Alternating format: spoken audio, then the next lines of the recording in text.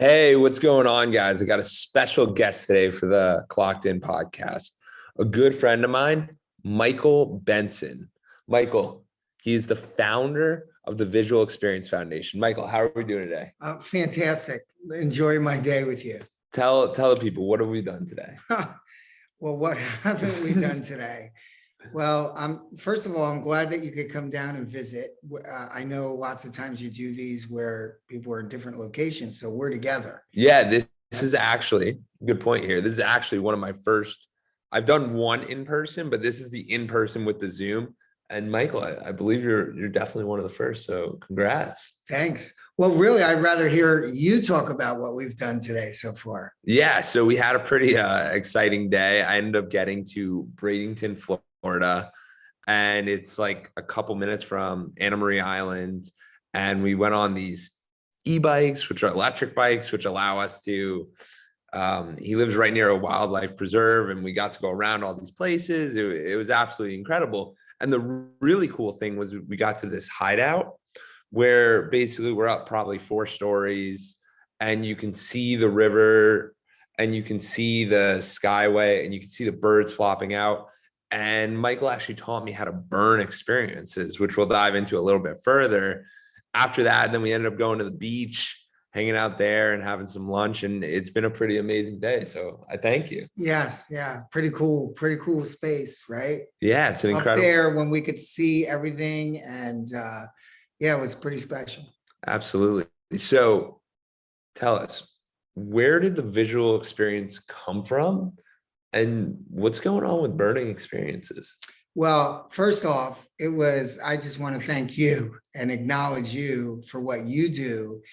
And the conversation has been phenomenal. And then to have the opportunity, you've watched some of the videos and heard about us burning it all over in the Grand Canyon, Niagara Falls, and we just did the Goodyear blimp, and then to say, hey, would you like to burn it? So participating today, but it all starts with, I was born with glaucoma.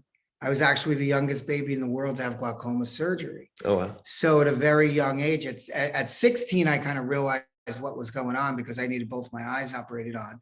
And they told me that to take Braille, there was no cure, and that I'd be blind by 30. Well, I'm over 30 and I'm still seeing out of one eye. And, so I've lived this amazing, blessed life. But as a young guy, I went through a lot of fear and anxiety of living in the future, a made up future, like, without diving too deep, who's going to love me? What am I going to do for a living? Hey, if I go blind, I have no future. I might as well kill myself. Like those words that came out of my mouth as a teenager. And so one of the things that I started doing was I made travel a number one priority as I grew older. And, I've done what we're going to talk about really all over the world now. I mean, I've done this kayaking in Ireland, ziplining in Costa Rica, on the top of Monte Picchu, Rome. I mean, I can go on and on and on. It would sound like a brag fest, but it's not. It was just a priority that I had this thing inside of me that, if I was ever to lose my sight, I would still have vision.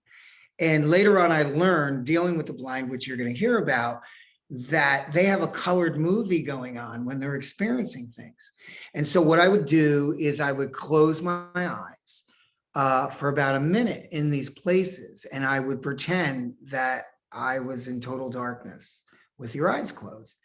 And during that period of time, I would pull up all those other senses, the sounds, the smells, which way the wind was hitting me.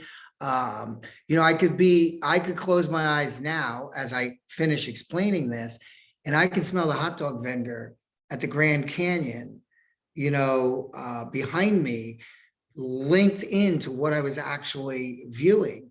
Because after that 1 minute, I would whisper the words, burn it. And I would open my eyes. And for about 2 minutes, I would just really look all around.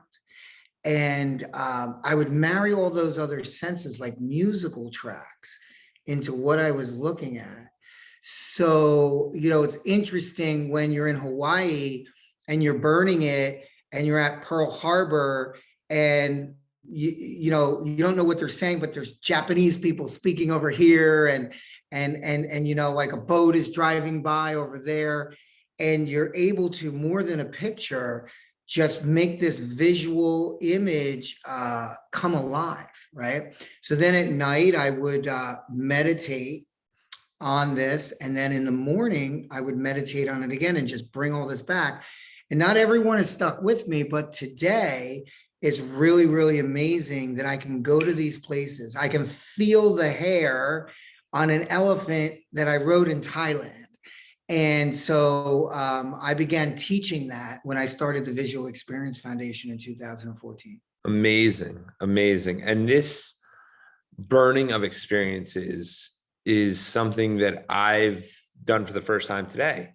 And it was fascinating because when we close our eyes and we take that moment to realize what's going on around us and get hypersensitive to, like you were saying, our eyesight, our hearing, the feelings of wind coming against us, it allows you to get in a much more in your feet kind of place, because we're constantly on our phones. There's talks of the metaverse, there's talks of the future digitally, and there's not too many opportunities where we can really take a moment and keep it with us. So I had an absolutely amazing time with it. And Michael, for you, what has that challenge been like? Because there's so many of us that take seeing for granted. Well, what it started being, and I'll go back to in 2014, we started the Visual Experience Foundation, born out of gratitude. It's a voluntary organization. We started taking those diagnosed with unstoppable eye diseases where they're headed for blindness.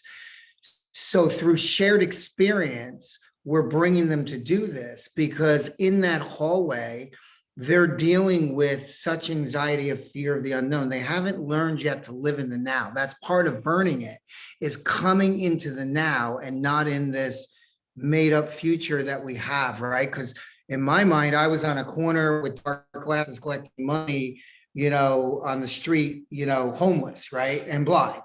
And that hasn't happened, but it was stealing my now. I mean, I can pinpoint events that I actually was so in my mind that I was missing was actually happening now. So it's a real discipline.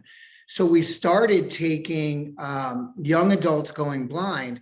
And then I think it was 2016, we caught on to doing things with the blind and combining them with people going blind. And here's why. As a young guy, I avoided blind people like it was the plague. I didn't want to be around blind people, because that could be me someday. Yeah. I'd see a blind person, I'd walk the other way. And today I'm so involved in doing events with the blind. We started the very first blind surfing event back in 2016. The first one was in Asbury Park, New Jersey, and then Long Branch, New Jersey, the city of Long Branch. They embraced us. We just did our 6th annual Surfing for Vision event. We had COVID, it was a little light, but we had 70 blind people on paddle boards with surfers. The surfer community all gets involved, and they paddle out and pull the blind person up and ride with them to give them that experience. And see, they're having this visual experience. They're burning this movie in their mind of what's taking place. But we're doing that to send out a message to those that are going blind, that if technology cannot save their vision as fast as they're losing it, technology has saved my vision to this point. I mean, I have advanced glaucoma.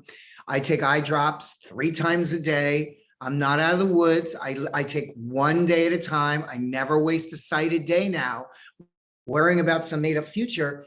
But I'm not, done with my life yet. There's a chance that in my life I will be blind. That's why I started doing these burn it.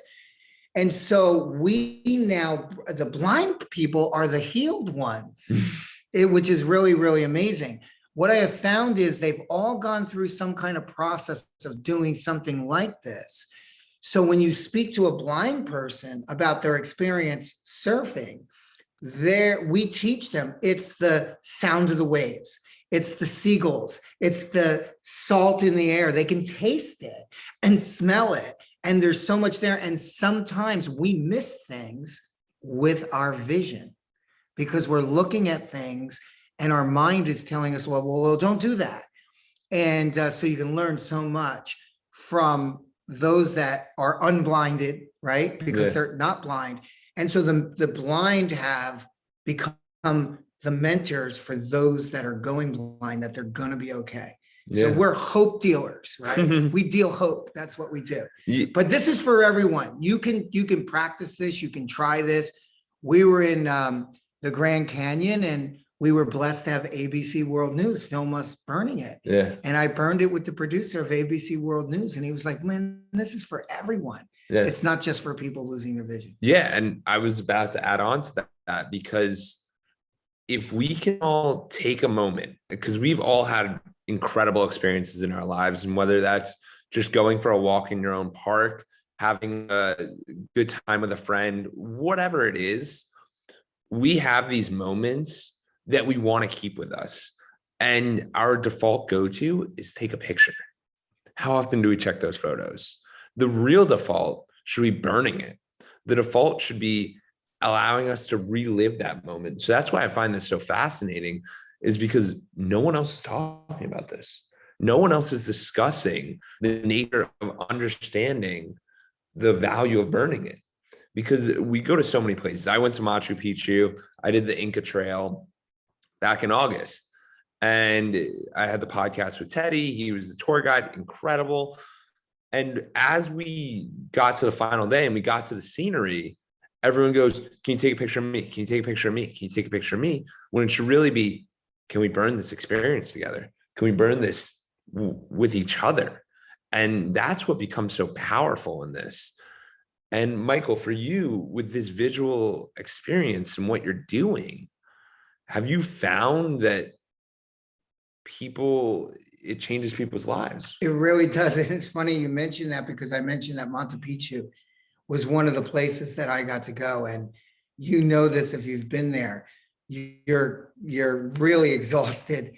And the last place up before you get to see Machu Picchu, they call this thing the Gringo Steps, right? The Gringo Killer. Yeah. And I went up like on my hands and my feet, like as fast as I could, just to get to the top, because I was so exhausted.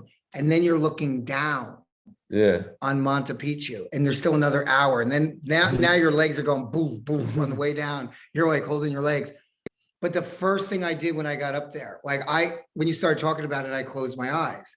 And I'm so good at this now that sometimes I don't even need to close my eyes. I was there for a second. And instead of me taking pictures, I have a picture of me, someone took of me. Before I took out my camera, I stood on that ledge there. The steps are off to the left, and the sun is above Machu Picchu, right? Because you come out of the jungle and you're up, and all of a sudden you're back into the sun. And it's that time of day, right? The end of the day. And the sun is like hitting me in the face, and it's shining off of this ancient village. And I got to burn it there. And I have a picture of me burning it. Then I went and took pictures afterwards. But it just really brings it alive. And then there's another level that, and I guess if you're not losing your vision, you may never even think of this, but I have children, and I've taken the time with my kids to close my eyes and feel their face, just like as children, like I have these images, and now my kids are a little older. And, but I have these, and of course I have pictures, but, that's just another little something that I've done, like using my hands to burn it. So, I just wanted to add that in for you. Yeah, absolutely. And it's really cool because we find ourselves so much being stuck on the phone, focusing so much on what does the outside world think? What does everyone else think? When it's really, what do we think, and how do we get into that now moment? Because as Michael was saying, he struggled a lot worrying about the future. And there's so many of us listening right now that worry about the future and worry what's going to come. Will we have enough money? Will we have that relationship? Will we have that family? Will we get that back? Who knows? But all we have right now is that moment that we're here in this moment where we can really capture ourselves. And that's why I think this burning mechanism is so powerful. And that's why I wanted to touch on it to start the podcast, because it was a fascinating experience for me. Well, when we were burning it today, we were on this 4-story. It was you called it a clubhouse or something in the beginning, but it's like a tower. Yeah. Right. We went up, and then we're up above this. It's Robinson's Preserve, if you want to look it up, and it's just absolutely gorgeous. And you can see, the bay and the skyline, and there's a house over to the right, built in. You can see this big house. And after we came out of our little closing the eyes, I opened my eyes, and I can tell you exactly like a fish jumped, and then another fish jumped, and then a bird flew by and landed, and then he was walking through the woods, and I'm watching all this go on, and then I look up, and there's a couple walking down the trail, and then there was 2 fellas that walked up on the deck. I don't know what language. It sounded like German. They were speaking in German.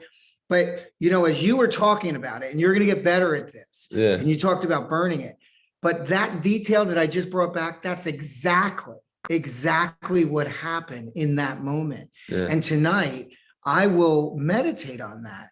And, when we talk about, and then in the morning, meditate again, I didn't realize as a young guy that worry was a form of meditation. Like whatever you're really focused on is what you're meditating on. And I remember when I was younger, thinking about my future, I would lay in bed sometimes in the morning before I'd get up, with the pressures of like work and relationships and, life and the eyes and everything. I lay in bed and I go like this with my feet in the morning time, like with this restlessness. Some people might rub something, some person might tap something. I could go like this with my feet in the morning. And so one of the changes I made is like when I wake up, I get up, right? And that was a change that I made. And I want to speak into that. But what the funny thing is, just for a little fun energy here, I don't know, 15, 20 years later, I'm watching a commercial and they're like, do you have restless feet syndrome? I'm like, right? And we have this pill and it's going to fix this, but it's going to cause diarrhea, headaches, sores and sudden death. Right. And so it's interesting, like we can heal ourselves. Right. But so I just kind of want to throw that in. And I think whoever's watching this, you might say, wow, this is really fascinating. How do I do this? How do I get through this? One of the things that I've lived by, especially being someone who has been fighting blindness my entire life, is I adopted something. I'm going to put one hand up, one hand down. I don't know if you could see this, right? I'm going like this on the podcast. One hand up and one hand down. And I live by that. What does that mean? Well, lakes grow algae. So if you're always the person helping everyone, you're always reaching down, right? And you're a lake and lakes grow algae. You're the guru, right? If you're the one who's always needing help, then you're a lake and you're growing algae. But if you have one hand up and one hand down, you're a river. Rivers flow. They don't grow algae. So what we did in Visual Experience Foundation this past year, and I've been looking at like, how can I help more people? We started a program called Have a Mentor, Be a Mentor. The interesting thing is I'm starting with healed blind people. They're rock stars. They're living their life. They're out there. I mean, I can tell you stories about, I have this one fella, he's an attorney who went blind. He retrained himself and he's just out there doing it. We went to an event. I said, he took the train in, he took Uber, and he met me at the event. I'm like, you want me to pick up? No. And also to add into that point, this was the American Foundation for the Blind, their 100-year anniversary celebration gala. And the fascinating part is that Michael was able to invite four blind people. I had five blind people. And they're maneuvering through New York City train stations, coming from Jersey and getting to the location on time. On their own. it's amazing. And then some people who have just been diagnosed, right? They might have years of vision left, are shut in their homes in depression and anxiety and fear. I know this, right? Yeah. Because I went through it. So what we've done now is we've started a database where we're hooking up blind mentors, right? That are hooked up, reaching down, helping those who are just diagnosed, speaking into their lives because they're the healed ones, giving them hope that, God forbid, if technology can't save their vision as fast as they lose it, that they can have this amazing life after blindness. Yeah. And that it's not all about vision, right? The other side of that is at the AFB event, I'm glad that you mentioned that, one of the things they are raising for is 75% of the blind are unemployed. And, we know lots of rock star blind people that are doing all kinds of jobs. Yeah. I was with a woman just this past week. We went up on the Goodyear blimp on a visual experience foundation. Thank you, Goodyear. Yeah. And she was told she couldn't go through culinary school. She said, no, I'm going to do this. Yeah. She's a blind chef. Yeah. Right. And she recently got hired with the Hard Rock organization, the Seminole Hard Rock organization. And they're not putting her on the front line cooking right now, but she's part of the organization. She's going to be doing some videos for employees. Yeah. And who knows where that's going to lead for her. So what we've done on the other end is, I have a woman who's blind, who's mentoring a woman who was just diagnosed.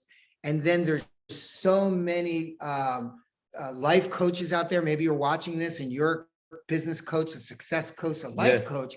You can actually sign up to be a mentor, right? If you want to volunteer an hour or 2 hours a month, and you could actually mentor some of these blind folks that want to get back now, that are fully able on computers and everything else. They also need mentoring to on that next level for them. And so I have someone who mentored executives at BMW, mentoring a blind woman who is working as an IT tech. Yeah. So when you call up, she's helping you fix your computer that you can't figure out, and she's doing it over the phone. You don't even know she's blind. Yeah. And now she's mentoring someone who is a teacher who's like, can't sleep at night, filled with anxiety, that probably won't be blind for many, many years. Yeah. If she goes blind. Yeah. And so we've successfully connected one hand up and one hand down, and it's a chain link that cannot be broken. And we're speaking into people's lives. So we have something we registered. First of all, we're lovevision.org. If you go there, it'll bring you to the Visual Experience Foundation. If you want to see some of the events we've done, you can go to #LoveVision. We've had that for a while. Yeah. So you'll see all the different events we've done. And we just released Have a Mentor, Be a Mentor.org. Yeah. And so if you would like to mentor someone, we have to vet you out what your experience is, and you're not blind. You may be hooked up with someone who's losing their vision or blind because you have experience in your life that you could offer and be part of this movement in Have a Mentor, Be a Mentor.org, and get in the database.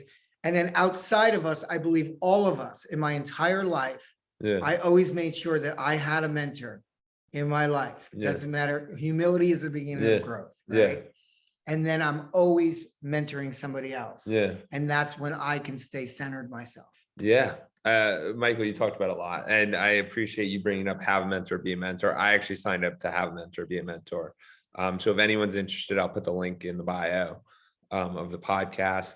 The other thing you brought up is something that I've always found really interesting. Tai Lopez talks about this, spending 33% of your time with mentors, 33% of time with peer group, and then 33% of your time with people that you want to mentor, because it's that same concept of the river, because it gives you a wide variety, but it also gives you perspective. And a lot of us are missing out on that perspective of how we can help, because maybe I don't have the time, maybe I don't have the money, maybe I don't have this, maybe I don't have that, but it doesn't take a whole lot to help. It doesn't take a whole lot to tell someone about your experience and allow them to be open enough to listen to it, or be a listening ear to them, which is super valuable as well. And Michael, for you, can you just share quickly what's the story of where this all happened? I know there was a plane, there was a flight, there was some stuff. What Oh, happened with no. that? You have time to go into that, really? So, I mean, we got another 10 or 15 minutes. oh, Let's get wow. into it. Okay, so well, I have had a blessed career in sales and marketing. I started with Bell Yellow Pages. I'm aging myself now, right? I was in the directory division and a President's Club winner, and I moved on from that in business development. And I was working with a company out of Des Moines, Iowa, flying around the country, hiring salespeople for a company that was way ahead of their time on social media. Like back then, people were not spending the money monthly, Yeah. and they had this concept of setting up all these accounts. And unfortunately, the company was over promising and under delivering. Yeah. Right? They couldn't do What they what they saying. were saying, and I was the monkey in the middle. I was flying back and forth to Iowa, Yeah. and trying to fix the company, hold the company line, but also, I had reps that were complaining to me and I was complaining to the company, and I'm like, boy, this is not really what I want to do, but they were paying me really well. Yeah. And I was tied into overrides and stock, and and those are some of the choices that we got to make sometimes. Yeah. Because I'm still in the like, I got to make a lot of money. Yeah. And I actually met with someone in Iowa that I had lunch with, and I said, I don't know, I don't really know if this is what I'm supposed to be doing with my life. And by the way, my eyes were not on my mind at all. And I said, and she had a radio show, and I'll disclose this, from 16 to 21, I was a mess, and at 21, I had a spiritual awakening, I'm going to call it. And I haven't touched a drop of alcohol now in decades, right? Yeah. So I was healed of that. And so I was speaking with this woman. I had been on a radio show at one point talking about being an overcomer. Yeah. And she asked me if it would be okay if she prayed for me. And I was Yeah. like, okay.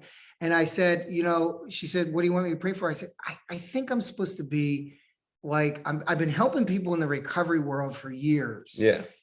But I would love to be able to I'd love to be able to do that full time someday. And by the way, I still do not do it full time. Yeah. Everything I do at Visual Experience Foundation at this point has been voluntarily, Yeah. right? But and she said, well, let's pray about that, right? So this woman put her hands on me and prayed for me. Yeah. And I was a little uncomfortable, but I went with it. I said, okay, and she prayed for me. And so the next day I leave Des Moines 5:30 in the morning, and I get on a plane to stop in Chicago to come back to Newark, right? I'm living in New Jersey at the time. And I'm eating horribly. I mean, I'm really admitting this. I don't know where this podcast is going, but I probably had 2 sausage egg McMuffins and a coffee. And I got this, I'm spread out. I'm plugged in to charge up because I didn't do it the night before. And I'm sharing a charge port with this woman that now it might be, I don't know, 7:00 in the morning, that I am not interested in having a conversation with. Yeah. And she breaks me from my computer trance and says, excuse me, do you mind if I take this garbage up to the car? I was like embarrassed. She had a coffee cup. I had all these wrappers. I said, oh, I'm sorry. I stopped what I'm doing. I said, let me take your coffee cup. And I take it up, you're getting the full version. Yeah. And I throw it in the garbage. And I come back, and now I'm forced to have a conversation with her. Yeah. And she says to me, so what do you do? Yeah. And the tape kicks in, right? Well, I'm the VP blah, blah, blah. of business development, blah, blah. And she's, and then so it goes, so what do you do? And she told me that she was also coming from Des Moines, but she was going into New York. She lived in Des Moines. She says, oh yeah, Mayor Bloomberg just gave our organization $5 million, and I sit on the board for a nonprofit organization. Oh, wow. And now this woman and I just prayed, like, let the doors open that should be open, right? And I'm thinking like, holy cow, he works fast, right? And she starts telling me, yeah, we're looking for a new CEO. And I'm thinking, how much does a CEO make? I'm totally into self here. Yeah. I don't even know the name of the nonprofit. I'm just watching her lips move, right? And she winds up telling me it's like Van Mark's disease or something like that. And we think Abraham Lincoln had it. And if any Seinfeld fans out there, when you know the episode where George Costanza, he decides he's always going to leave on a high note. Yeah. It was a great conversation, and we're in a Southwest flight. Yeah. So I'm like, I better not sit next to her because I'm leaving on a high note. And I took her card, and I'm like, wow, like this is amazing. I just prayed yesterday, and now I got this card. They're looking for the CEO of this nonprofit organization. Yeah. So I'm on this plane, and I said a prayer, and I said, was that you? And I hear loudly, and I don't want to freak anyone out because this has only happened like twice in my life. I hear no. And I'm like, am I going to be the CEO of this nonprofit organization? And I slumped down, and I'm in my seat with my hands on my head, and I got pins and needles, and tears started coming out of my eyes. And my spirit said, it's time to teach people what you've been doing. It's time to give it away to keep it. And it was all about my eyes. And I had a surgery on my left eye. I lost a lot of vision, and I had recently had been, and the greatest place in the world to burn a visual experience is Niagara Falls. And we don't have time, but I mean, I can give you details of the smell of the birds and the thunder. And as you get a little wetter, as you're on the Made of the Mist, and I had just burned it on Niagara Falls. And I'm like, okay, I'll do it. I went home, I registered okayilldoit.com. I still own the URL, right? Yeah. And so I gather all these people. I'm calling people up, like Noah, who's going to build an ark.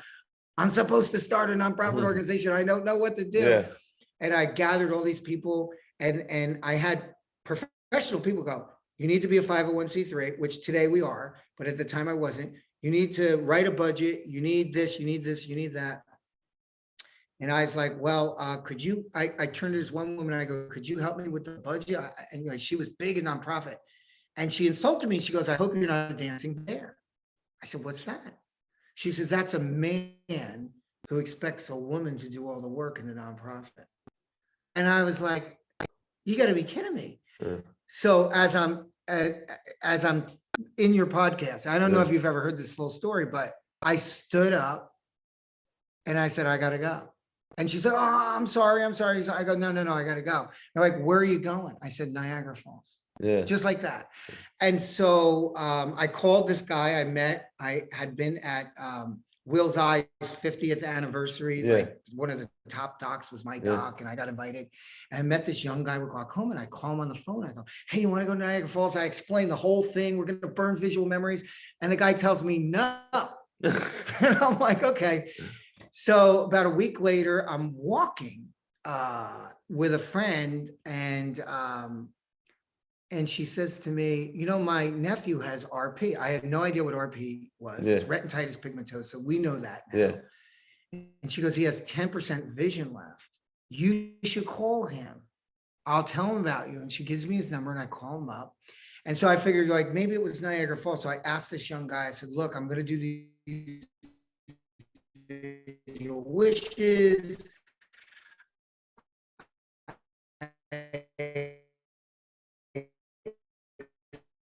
Explain the it's not always the people, it's not always what you think it's going to be, but if you push hard enough, it will come in some sort of way.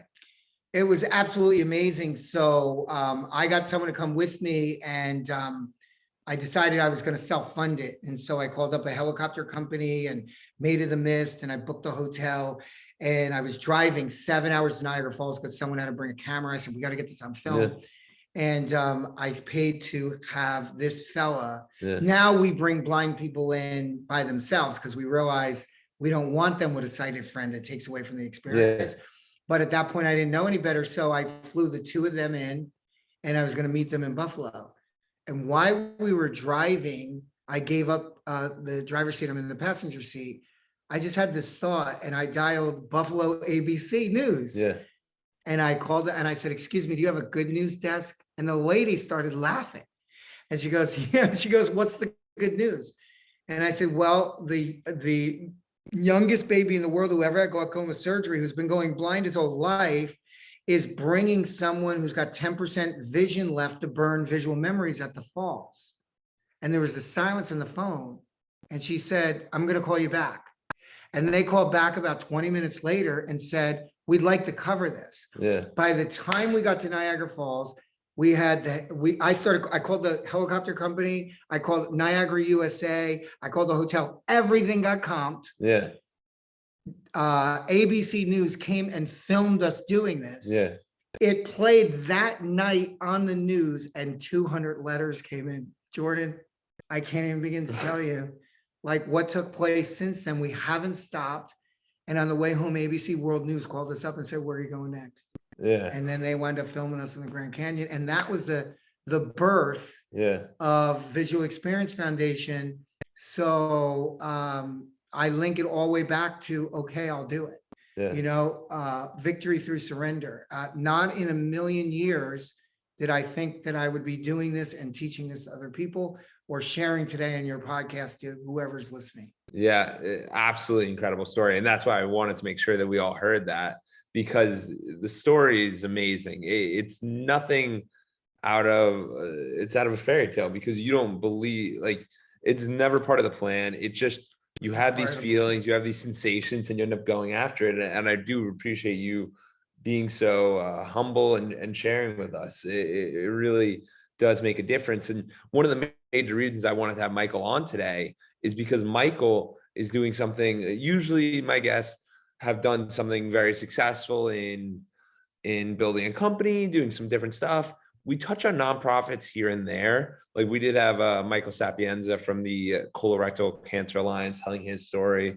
But Michael Benson, I wanted to have someone else because we never touched on blindness. We've never touched on visual experiences with my audience. And it's absolutely amazing that what you're doing. And I appreciate you being able to share that with us. So Michael, I know our time's running low. What would you like to say to the audience for, let's say, if they wanted to take action right now, what could they do with maybe visual experience, or maybe just do in their day-to-day to make it slightly better? And then what can they do if they want to be part of visual experience? And we'll include it all in the link. Well, I did mention if you're someone that feels that you could be a mentor, Yeah. I would go and you can get involved by at least getting in the database. It'll take time maybe to get hooked up with someone based on who you are and what your experience is, but you can actually be involved in lifting somebody else up. Certainly go to #LoveVision, see all the different things we've done, and lovevision.org. You can visit us, and we are so totally self-supporting through donations. I didn't come here for donations today, but what you're doing is really giving the gift of vision to another. And so we certainly can use any type of support to continue our mission. Yeah, absolutely. And there's so many of us that take our vision for granted. So to be around these people, and I've been in the environment, I went to the AFB 100 year, I've been around Michael, and it really is a blessing and a gift. We are very grateful that we're able to have our vision every single day. And if you're not, or if you're feeling struggles around this, it's very good idea to reach out to Michael as well. Also, Michael, what is something that they can do today regarding maybe burning visions? Maybe they could, like, what is something that they could do? Well, I want to say one thing, and then I'm going to answer that question. We'll wrap it up. That is, if you are someone, right? Because we don't know who the audience is. There are certain events, like I do a balloon event where I take people up on a balloon ride. If you want to sponsor something at that level and actually be part of a visual experience, then contact me. So you can sponsor an event and actually be on the event with us. Like at Niagara Falls, in the Grand Canyon, up in a balloon, up in a helicopter, you know, as we do these things, and be part of like filming. If you have a business, we just filmed with New York On Air, right? And they have 1 million followers, right? So if you wanted a sponsor, to be a sponsor on something like that, then you could be part of those videos that get shouted out. So we could give back that way. What I would ask everybody to do is try this, right? You need to be alone, get alone, close your eyes, take a minute, and bring up all your other senses and whisper the words "burn it," and take about 2 minutes and just really look around and just practice marrying all these different things in. So when the wind hits you, as that bird landed, and then a fish jumps up, right? Like all these different things, and then just try this for yourself. You don't need to be visually impaired to do this. And take that time, put the phone down before you take pictures, wherever you are, or maybe just go burn the faces of the people that you love, because blink, it's over, Yeah, right? We just don't know, you know, and we take things for granted every day. So I would ask you to go try it. absolutely. And I do not take our time together granted. And I appreciate you coming on, and this has been amazing. All right. Thank you, brother. Thank you. Appreciate it.